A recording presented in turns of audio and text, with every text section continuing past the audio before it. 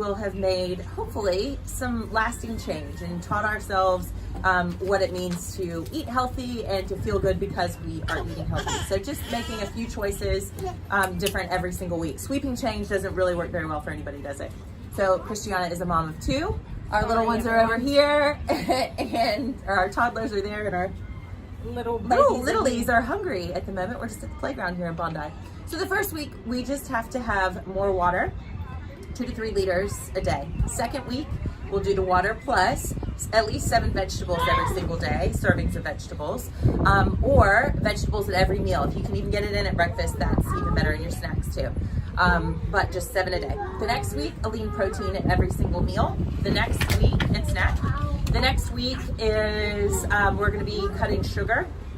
So that is going to include juice, so cut juice, but you can still have fruit, of course.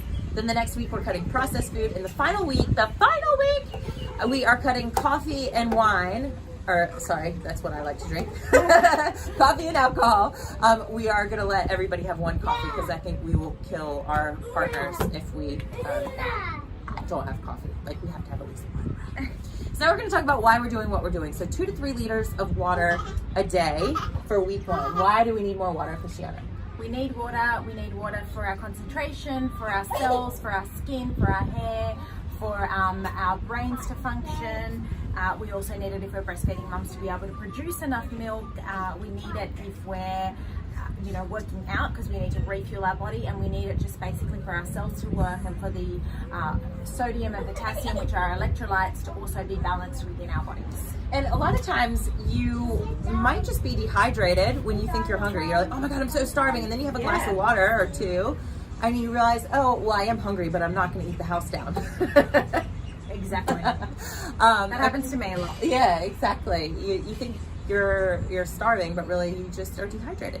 Okay, the next week is adding in vegetables, and not all vegetables are created equal, at least the way we prepare them. I don't want you to deep fry those vegetables to all my Southerners in the US of A. Don't add cheese on top of everything. Yeah, and lots of mayonnaise and all that stuff. You can have all that stuff in moderation, but roast your vegetables, steam your vegetables, boil, eat them raw even, better yet. Yes. Frozen vegetables are okay.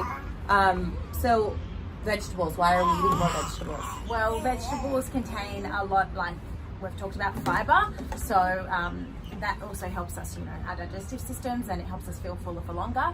Vegetables also contain a lot of B vitamins, which we need for energy, and they also allow for our adrenals to be supported, and they also allow for our bodies to produce hormones.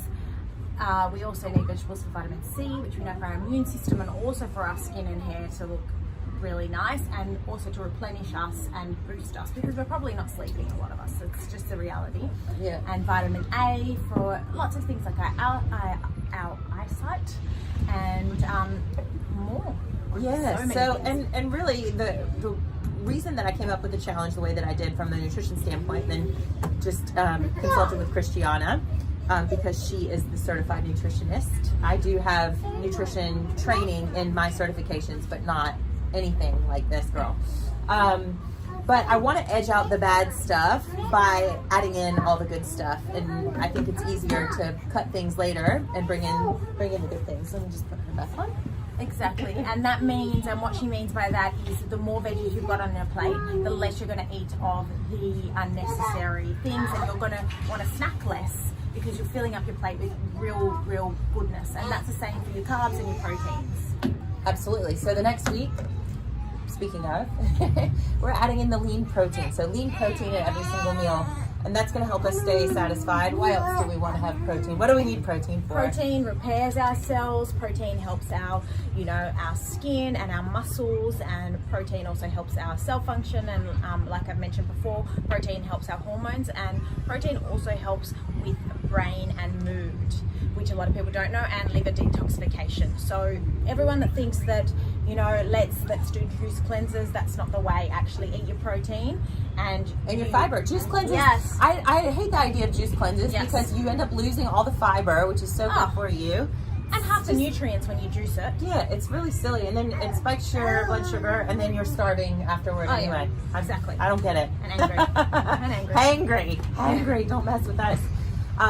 So then we are going to be cutting sugar. So by sugar, again, we mean like lollies or candy and dessert and things. And also, but fruit is good for you, right? Berries. I know you love to add in all berries about to brekkie and fruit is essential, and it's all about that extra nutrients that you're getting too from your fruit, like those vitamin C's and the fiber and the antioxidants that you get from a lot of them. And taking out refined sugar also is going to reduce that inflammation that exists in the body as a result, like, because we know that refined sugar causes inflammation. Yeah. Okay. So next up is the processed food, and so this is a hard week for me. Second to last week was hard for me last time because I love to eat protein bars. That is my thing, which I know there are worse vices to have, but why do we try to make sure that the things that we're putting in our body don't have ingredients that we can't pronounce on the back? Well, there are plenty in the again, protein bars. like I've mentioned about refined sugars, these processed foods do the same thing. A lot of them are quite high in sodium, and as a result of that, you can get excess sodium in your diet, which isn't good for our hearts in the long run, and it also isn't good for our whole body function and those balance of electrolytes so the cells can work. And also just processed foods, those ingredients, we don't know what they are. They are processed, they are manufactured by us, and we want as little of that as possible and more going to that real whole food. So those protein bars, like I always get asked about protein powder. Protein powder, and too. I say go for a natural one, and there are those, and I have no issues. And you can make your own protein bars that don't have those thousands of ingredients. What about collagen protein? Oh yeah, go ahead, use that. I'm all for that one, but I think if you have a real balanced diet and you're getting that protein in your body, and you can get that through eating the meats and stuff. And let's just mention that anytime we are talking about supplements or anything like that, you need to speak one-on-one with either your doctor or your nutritionist, because we do all have different, cases of different issues, right?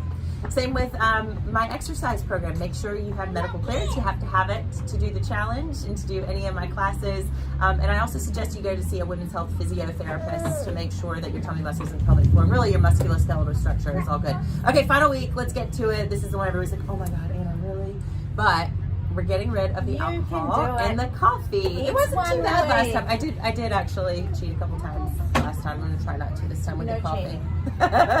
Look, the coffee itself, a lot of mums, if you are having one, I would say try to reduce it to half a shot. Because try and reduce it. Don't just because Anna says, "Oh, no, have one," that means you can have one. Try and challenge your body, and also give it that thing, and see whether it improves your clarity, and see whether it helps your liver function a little bit better, and see what it does and what effects it can have on your body, because you might actually prefer it. Yeah, and you know what? I did have a mom actually tell me she was having 3 or 4 coffees a day and having anxiety. Yes. And the minute she took the coffee out of her diet, she was immediately feeling better. And not just coffee, I'm just going to say this for Diet Coke, Cokes, any soft drinks that you're having, a lot of them are caffeinated. Hi, kids. Hi. Yes. Hi, kiddos. Okay, so that is it. What about alcohol? Why don't we want to have alcohol? Again, the liver. Again, that inflammation. Again, the concentration. All And of empty those calories. Yes, empty calories. Sugars that you don't need. Like I would rather you say you're going to eat a piece of dark chocolate. Yeah. Yeah, great. Yeah. Okay, Christiana, any final words before the girls take off on the challenge? Oh, you can do it. You can do it. So make sure that you have your nutrition trackers printed out. Keep it on your refrigerator. Keep it on your bathroom mirror, somewhere where you're going to see it every day. And just check on. Put a check mark beside it. Check off that you have done the challenge for the day. If you fall off the bandwagon, just get back on the horse. Just get back on. Just get back on. It's okay. We're not all perfect. We're not the food police or the fitness police. No, definitely. We just want to teach healthy lifestyle changes, and that's what this challenge is meant to do. Okay.